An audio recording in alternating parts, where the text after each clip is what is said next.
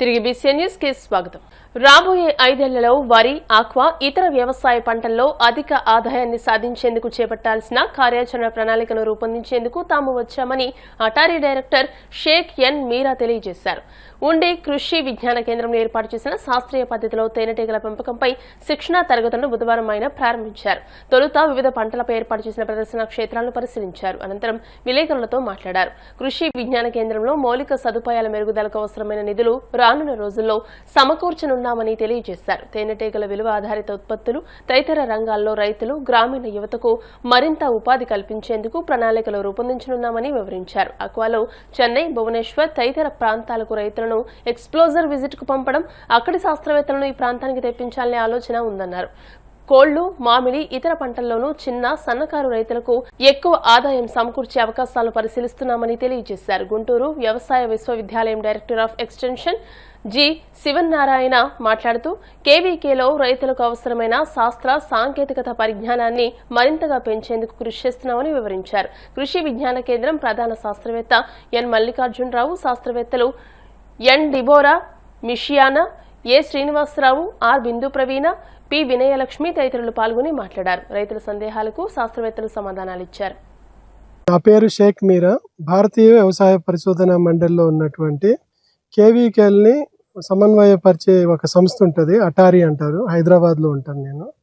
మా పరిధి కింద దక్షిణ భారతదేశంలో ఉన్నటువంటి 72 కృషి విజ్ఞాన కేంద్రాలు పనిచేస్తూ ఉంటాయి. ఇవాల్టి రోజున మన ఆచార్య ఎన్జీ రంగా అగ్రికల్చర్ యూనివర్సిటీ వారి ఆధ్వర్యంలో నడపబడుతున్నటువంటి కృషి విజ్ఞాన కేంద్రం ఉండి సందర్శించడం జరిగిందనమాట. నాతో పాటు మన యాంగ్రూ వ్యవసాయ విస్తరణ సంచాలకులు శివనారాయణ గారు, అదేవిధంగా మారిటేరు ఏడీఆర్ రిప్రజెంటేటివ్ అయినటువంటి మన సారు, మన ఉండి కేవీకే సిబ్బంది, మరి ముఖ్యంగా ఇక్కడ ఉన్నటువంటి హెడ్ మల్లికార్జున్ గారు, మన ప్రోగ్రెసివ్ ఫార్మర్స్తో ఇవాళ కేవీకే ఉండిని సందర్శించడం జరిగిందనమాట. ఈ ఉండి కృషి విజ్ఞాన కేంద్రం అనేది దాదాపుగా 30 సంవత్సరాల కింద ఏర్పాటు చేయబడి ఇక్కడ గోదావరి జిల్లాల్లో ఉన్నటువంటి రైతు సోదరులకి కావలసినటువంటి శాస్త్ర సాంకేతిక పరిజ్ఞానాన్ని, శిక్షణని, అదేవిధంగా కొత్త వరి వంగడాలు కానివ్వండి, వేరే వంగడాలు కానివ్వండి, యాజమాన్య పద్ధతులు, అదేవిధంగా సెకండరీ అగ్రికల్చర్లో రైతుల యొక్క ఆదాయాన్ని పెంపొందించడానికి చాలా కృషి చేస్తున్నటువంటి అతి ముఖ్యమైన కృషి విజ్ఞాన కేంద్రం అన్నమాట. రాబోయే 5 సంవత్సరాల్లో మన గోదావరి జిల్లాలో ఉన్నటువంటి వెస్ట్ గోదావరి జిల్లా, పశ్చిమ గోదావరి జిల్లాలో ఉన్నటువంటి రైతు సోదరులకి, సోదరీమణులకి, అదేవిధంగా గ్రామీణ యువతకి మరింత ఎక్కువ సేవలు అందించడానికి కావాల్సినటువంటి కార్యాచరణ రూపొందించడానికి మేము ఇవాళ ఇక్కడికి రావటం జరిగిందనమాట.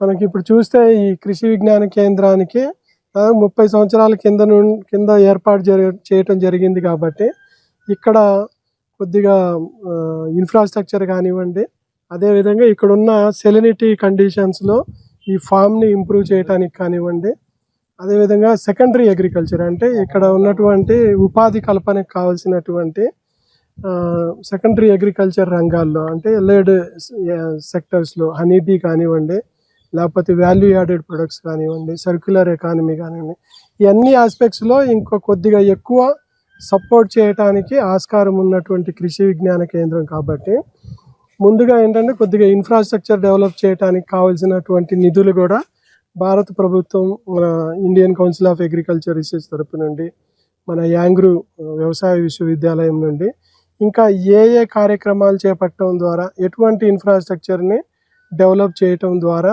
మనం ఇంకొద్దిగా ఎక్కువ రైతుల యొక్క సేవలో మనం సమర్పితం అవ్వడానికి ఆస్కారం ఉంది అనేసి ఆలోచన చేసాం. మన ఉండిలో ఏంటంటే ఈ సంవత్సరము మనం ఇంటెన్సివ్ ట్రైనింగ్ ప్రోగ్రామ్స్ కింద కొద్దిగా నిధుల్ని సమకూర్చడం జరిగింది.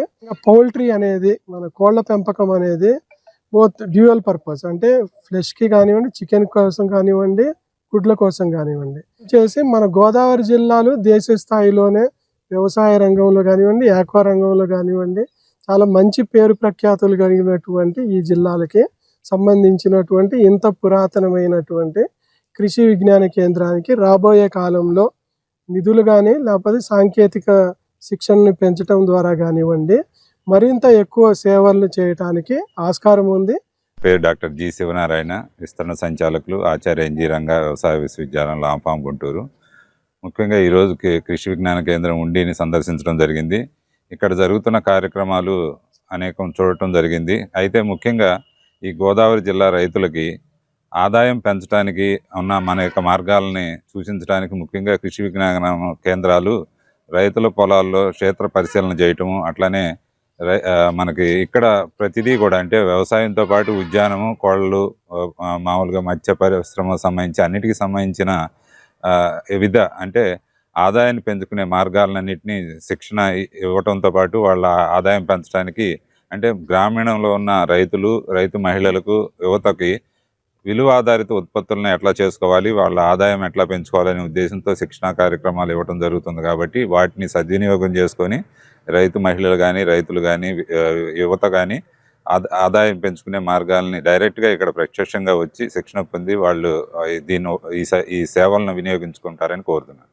తనపై వస్తున్న ఆరోపణలు అవాస్తవమని బొండాడ గ్రామ పంచాయతీ వార్డు సభ్యులు మన్నే నాగరాజు అన్నారు. కాళ్ల మండలం బొండాడ గ్రామంలో ఏర్పాటు చేసిన మీడియా సమావేశంలో ఆయన మాట్లాడుతూ ఇటీవల ప్రభుత్వ నిబంధనల మేరకు ఆక్రమణ తొలగించామని అన్నారు. ఈ నేపథ్యంలో ఆక్రమణ తొలగించిన నిర్వాసితుల దగ్గర నుండి 1,35,00,000 రూపాయల డబ్బులు వసూలు చేశామని, ఉండి నియోజకవర్గ YSR Congress party incharge PVL Narasimharaju మాట్లాడడం సబబు కాదని, వసూలు చేశామని నిరూపిస్తే శాశ్వతంగా రాజకీయ సన్యాసం చేస్తారని అన్నారు. ఈ సమావేశంలో మన్నే శ్రీనివాస్, కళ్లెంపూడి వెంకన్న, మన్నే సోమేశ్వరరావు, రెడ్డిపల్లి సత్యబాబు, కొక్కిరాల సత్యనారాయణ, గాజుల అప్పలరాజు పాల్గొన్నారు. ఈ రోజున బొండాడ సర్పంచ్ని మాట్లాడుతున్నానండి. మరి మొన్న మా గ్రామానికి వైఎస్ఆర్ కాంగ్రెస్ పార్టీ నాయకులు మరి ఉండి నియోజకవర్గ ఇన్ఛార్జ్ పివిఎల్ గారు మా గ్రామానికి రావటం జరిగింది. మరి చక్కగా ఆయన మా గ్రామం గురించి మాట్లాడటం జరిగింది.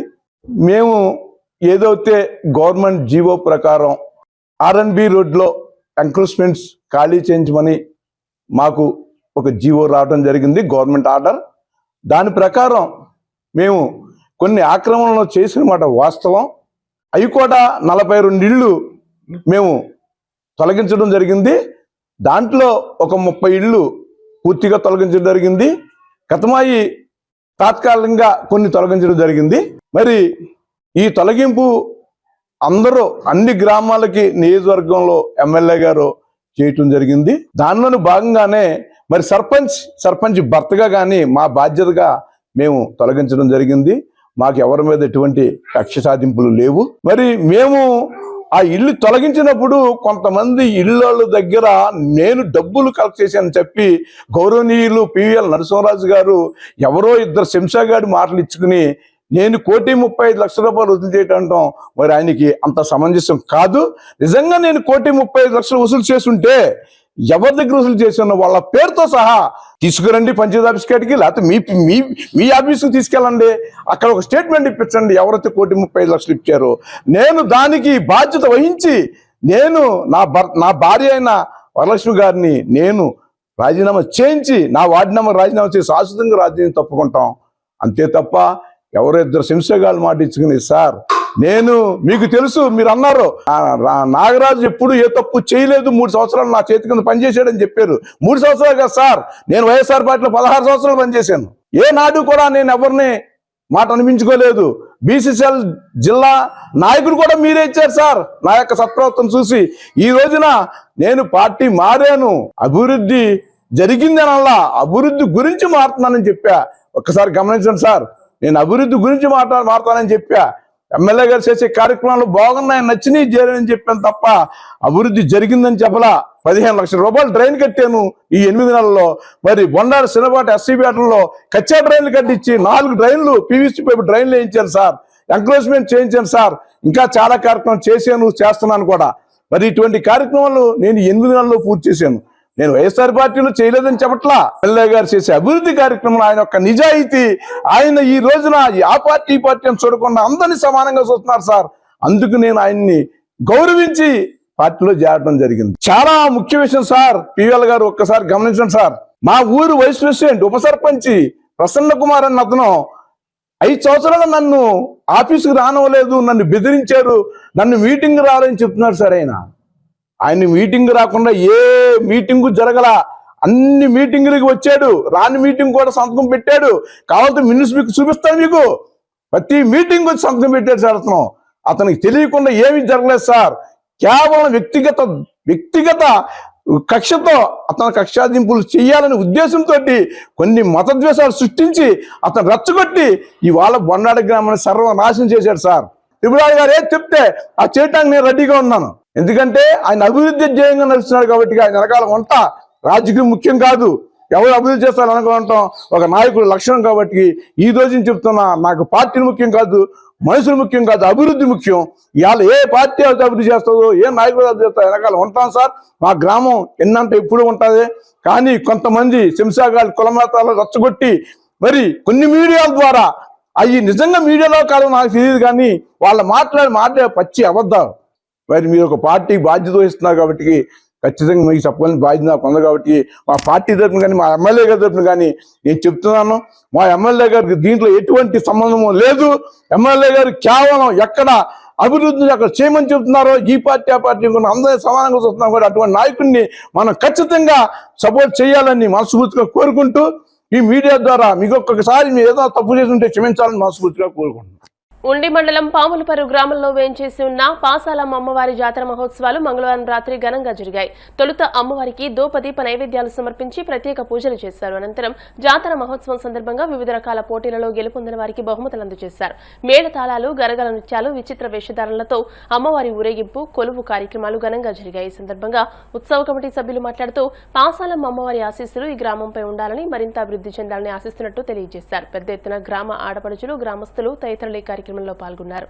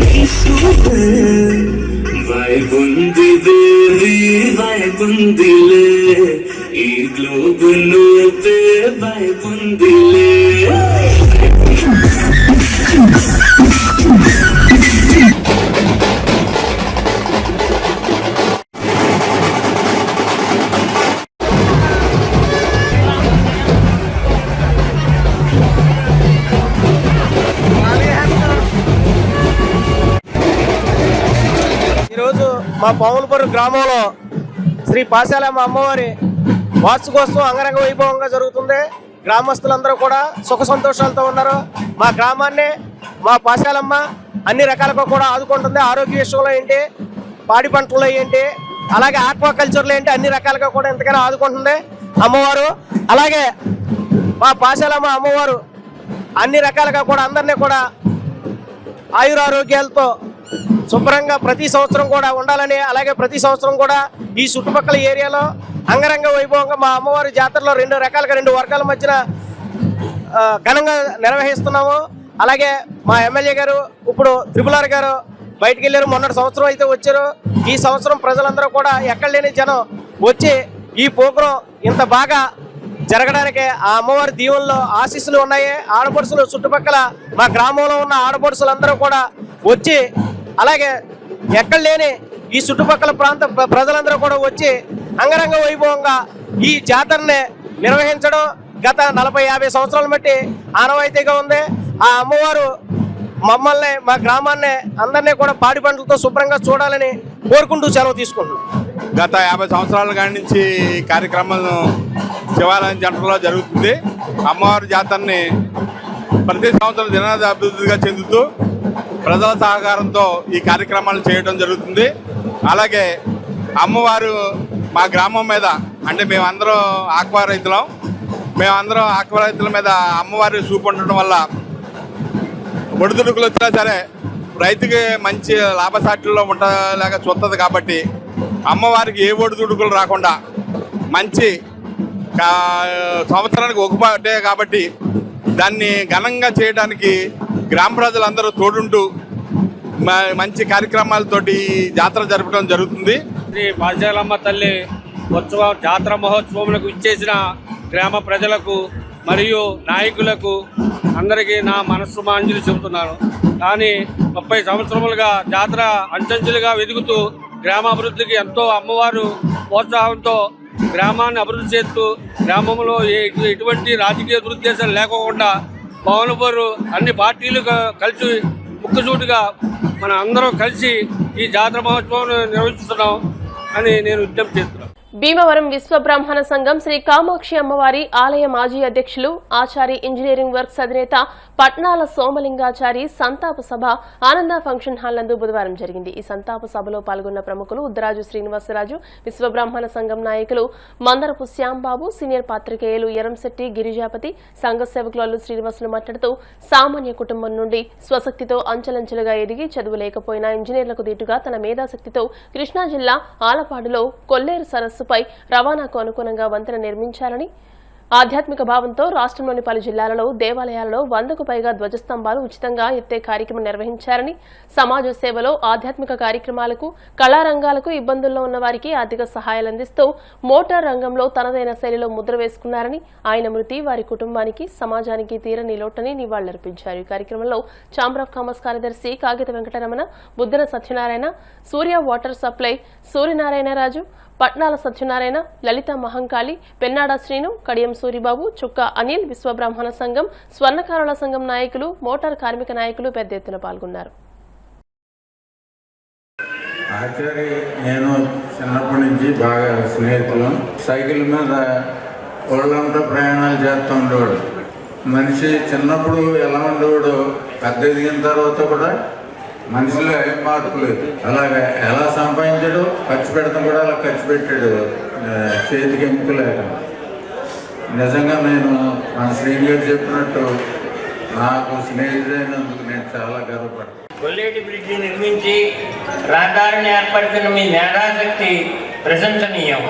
శతాధిక దేవాలయాలకు ఉచితంగా ధ్వజస్తంభాలను ఎత్తిన పుణ్యమూర్తి దివికేగిని మీకు పరమేశ్వరుడు శాంతి ప్రసాదించాలని ప్రార్థిస్తూ వినమ్ర.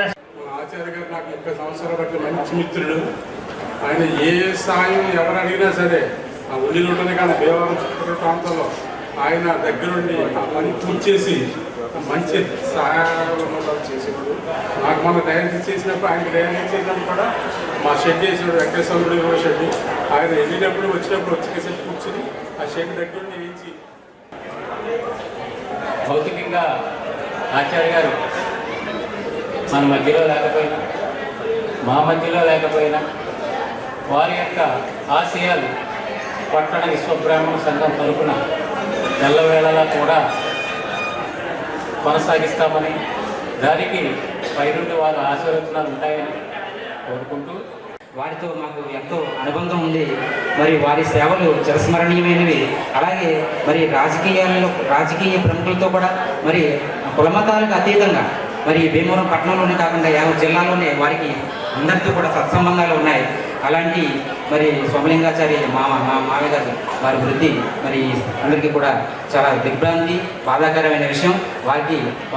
వారి వృద్ధి పట్ల శ్రద్ధాంజలి ఘటిస్తూ పట్నాల సోమలింగాచారి మరి ఆచార్య అనే వ్యక్తి మరి చాలా కింద స్థాయి నుంచి కష్టపడి అంచెలంచెలుగా ఎదిగి మరి ఏ చదువు లేకపోయినా సరే ఒక 10 మంది ఇంజనీర్లు కలిస్తే వేసే వ్యూహం ఆయన చాలా తక్కువ టైంలో ఐడియాలు వేసి ఎంత పని అయినా సరే చిటికలో చేసేవారు.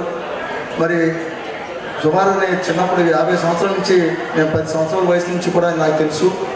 మేము మోటార్ ఫీల్డ్లో ఉండటం వల్ల చిన్నప్పటి నుంచి ఆయన చూడడం జరిగింది.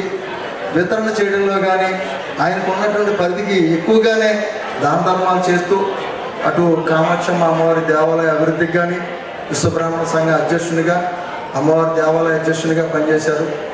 అలాగే కాకుండా మోటార్ ఫీల్డ్ రంగంలో మరి ఎంతోమందికి వితరణ కార్యక్రమాలు చేయడం కానీ, ఎవరికి ఏ కష్టం వచ్చినా సరే ఒక దానం చేయడంలో కానీ, పని చేయించడంలో కానీ ఎప్పుడు కూడా 50 మందికి పని చెప్పేవారు. 115 దేవాలయాలకి ధ్వజస్తంభాలు మరి వాళ్ళ టీంతో ఇప్పుడు ఆధ్యాత్మిక కార్యక్రమంలో ఏ రూపాయి తీసుకోకుండా ఉచితంగా ఈ దేవాలయాలు పునః ప్రతిష్టలు చేసినప్పుడు కానీ ఆలయాలు కట్టినప్పుడు ఈ ధ్వజస్తంభాలు 100 ధ్వజస్తంభాల పైన కూడా ఆయన ఉచితంగా ఎత్తడం జరిగింది. ఎంతోమందికి గుడివాడలో లేనటువంటి టెక్నాలజీని మన భీమవరంలో ట్రక్కులు బౌండరీలు పెట్టి మరి ఇటువంటి షెడ్ రైడింగ్ అనే పెద్ద పెద్ద వర్కులు చేసినటువంటి గొప్ప వ్యక్తి. అలాగే మరి ఎప్పుడు కూడా 50 మందికి పనిచెప్పేటువంటి వ్యక్తి వాళ్ళు లేకపోవడం మరి వాటర్ ఫీల్డ్లో తీరం లోటని చెప్పేసి మరి వారి కుటుంబ సభ్యులకు ప్రగాఢ సానుభూతిని తెలియజేస్తూ ఓటు వినియోగం అందరి హక్కు అని దివ్యాంగులు ఓటు హక్కు వినియోగించుకోవడం ద్వారా ప్రభుత్వ పథకాలు లభిస్తాయని దివ్యాంగులు ఓటు హక్కుని 90% వినియోగించుకుంటున్నారని భీమవరం ఎలక్షన్ సీనియర్ ప్రతినిధి మద్దాల వెంకటరావు, వీఆర్ఓ అడవి శ్యామ్, జి యాకోబు అన్నారు. శ్రీ విజ్ఞాన వేదిక రెవెన్యూ శాఖ ఆధ్వర్యంలో కలెక్టర్ నాగరాణి ఆదేశాల మేరకు జాతీయ ఓటర్ల దినోత్సవాన్ని పురస్కరించుకుని దివ్యాంగులతో ర్యాలీ ప్రతిజ్ఞ నిర్వహించారు. ఈ సందర్భంగా వారు మాట్లాడుతూ కేంద్ర ఎన్నికల సంఘం దివ్యాంగుల ఓటుకు ప్రత్యేక సౌకర్యాలు కల్పిస్తున్నారని అన్నారు. ఈ కార్యక్రమ కన్వీనర్ చెరుకు రంగసాయి మాట్లాడుతూ ఈ నెల 25వ తేదీ వరకు ఓటర్ల దినోత్సవం నిర్వహిస్తున్నామని, విద్యార్థులకు ఓటు విలువ, ఓటు నమోదుపై వ్యాసరచన, వక్తృత్వ పోటీలు నిర్వహిస్తామని, అవగాహన ర్యాలీలు చేపడుతున్నామని అన్నారు. అనంతరం ఓటు నమోదు ఫారాలను పంపిణీ చేశారు. ఈ కార్యక్రమంలో దివ్యాంగుల సంక్షేమ సంఘం జిల్లా అధ్యక్షుడు మద్దాల శ్రీనివాస్, ప్రతినిధులు సింహాచలం, దుర్గాభవాని, నాగమణి తదితరులు పాల్గొన్నారు. ప్రజాస్వామ్య వ్యవస్థలో ఓటు హక్కు చాలా పవిత్రమైనది. ఈ ఓటు హక్కును నిర్లక్ష్యం చేసి వెయ్యకపోవడం కూడా దౌర్భాగ్య పరిస్థితి. ఇవాళ కేంద్ర ప్రభుత్వం, భారత ఎన్నికల సంఘం, మన పశ్చిమ గోదావరి జిల్లా కలెక్టర్ చదవాలి నాగరాణి గారు, మరి భీమవరం ఎంఆర్ఓ, రెవెన్యూ శాఖ అంతా కూడా దీని గురించి 15 రోజుల నుంచి ఈ ప్రచారం చేస్తూనే వస్తున్నారు. ఆ ప్రచారంలో భాగంగా ఇవాళ ఈ దివ్యాంగులకి ప్రభుత్వం అనేక సంక్షేమ పథకాలు ఇస్తుందంటే కారణం ఏంటంటే మీరందరూ కూడా ఓటు వేసి ప్రభుత్వాన్ని లెక్కించుకోవడం వల్ల. ఇప్పుడు కూడా మీకు చెప్పేది ఏంటంటే మేము దివ్యాంగులుగా మీ సంవత్సరం నుంచి మీరందరూ వచ్చారు కాబట్టి మీ సంఘంలో ఉన్న అందరికీ కూడా తెలియజెప్పి మీరు చక్కని కార్యక్రమం ఓటు వేసి జయప్రదం చేసి మరి భారత రాజ్యాంగాన్ని కాపాడాలని చెప్పి ఇవాళ ఏర్పాటు చేశాం. దివ్యాంగుల సంఘం ప్రెసిడెంట్ వీళ్ళంతా సభ్యులంతా దాంట్లో ఫాలో అయ్యారు. ప్రతిరోజు కూడా ప్రచారం చేస్తాను ముందుకు వచ్చారు వాళ్ళు. దివ్యాంగులు కూడా దీంట్లో పాల్గొనడం అనేది చాలా అదృష్టంగా భావిస్తున్నాం. అన్ని వర్గాల వారితో ఈ కార్యక్రమం నిర్వహిస్తున్నాం. దివ్యాంగుల ద్వారా ఓటరు నమోదు మరియు ప్రజలకు అవగాహన దినోత్సవంగా ఈరోజు మన ఈ రంగసాయి గారి ఆధ్వర్యంలో ఈరోజు జరుపుకోవడం జరిగింది. దీని యందు పాల్గొన్నటువంటి దివ్యాంగులందరికీ హృదయపూర్వక నమస్కారాలు తెలియజేసుకుంటూ ప్రతి ఒక్కరూ 18 సంవత్సరాల నిండిన వారు ఓటర్ హక్కు నమోదు చేసుకోవాలని తెలియజేయడం. దివ్యాంగుల ద్వారా ఓటర్ అవగాహన కార్యక్రమం రంగసాయి గారి ఆధ్వర్యంలో ఈరోజు నిర్వహించినాము. ప్రతి ఒక్కరూ 18 సంవత్సరాలు దాటిన ప్రతి పౌరుడు ఓటు హక్కు వినియోగించుకోవాలని వీరి ద్వారా కొత్త ఓటర్లకు అవగాహన కలిగజేస్తున్నామని ఈ విధంగా ఓటర్ దినోత్సవం సందర్భంగా జిల్లా కలెక్టర్ గారి ఆదేశాల మేరకు ఎలక్షన్ కమిషన్ వారి ఆదేశాల మేరకు వివిధ పాఠశాలల్లో ఈ ఓటర్ దినోత్సవ అవగాహన సదస్సులు రంగసాయి గారి ద్వారా పెట్టడం జరిగింది. ప్రతి ఒక్కరూ 18 సంవత్సరాలు నిన్న వాడు అందరూ ఓటు నమోదు చేసుకోవాలని, ఓటును పవిత్రంగా నీతి నిజాయితీ గల నాయకులను ఎన్నుకోవాలని కోరుకుంటూ ఈ ఓటర్ దినోత్సవ శుభాకాంక్షలు తెలుసుకున్నాను. అందరికీ నమస్కారం. నేను ఎన్పిఆర్డి జిల్లా అధ్యక్షుడిని మద్దాల శ్రీనివాస్. ఓటు హక్కు దివ్యాంగులందరూ సద్వినియోగం చేసుకోవాలని, వికలాంగులందరికీ సంక్షేమ పథకాలు అనేక రకాలుగా చేపట్టిన ప్రభుత్వానికి అందరికీ నా ధన్యవాదాలు. వార్తలు ముగించే ముందు ముఖ్యాంశాలు మరోసారి. పెనుగొండ పుణ్యక్షేత్రంలో ఘనంగా శ్రీ వాసవి మాత కన్యకా పరమేశ్వరి అమ్మవారి ఆత్మార్పణ దినోత్సవం. అమ్మవారికి రాష్ట్ర ప్రభుత్వం తరపున పట్టు వస్త్రాలను సమర్పించిన రాష్ట్ర మంత్రి నిమ్మల రామనాయుడు దంపతులు. విద్యుత్ సరఫరా టారిఫ్ పై విద్యుత్ శాఖ 2026-27 ఆర్థిక సంవత్సరానికి సంబంధించి భీమవరం ఎస్సీ కార్యాలయంలో మంగళవారం ఆన్లైన్ ద్వారా ప్రజాభిప్రాయ సేకరణ. క్రైస్తవులపై దాడులు అరికట్టాలని కోరుతూ భీమవరం కలెక్టరేట్ వద్ద ఏపీ సిపిఏ ఆధ్వర్యంలో నిరసన.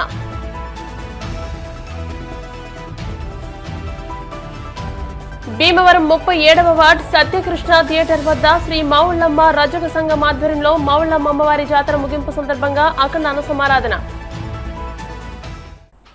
ఈ వార్తలు ఇంతటితో సమాప్తం. మరిన్ని వార్తల కోసం BCN digital YouTube channel, Facebook page ని ఫాలో అవ్వండి. అప్డేటెడ్ వార్తల కోసం ప్లీజ్ సబ్స్క్రైబ్.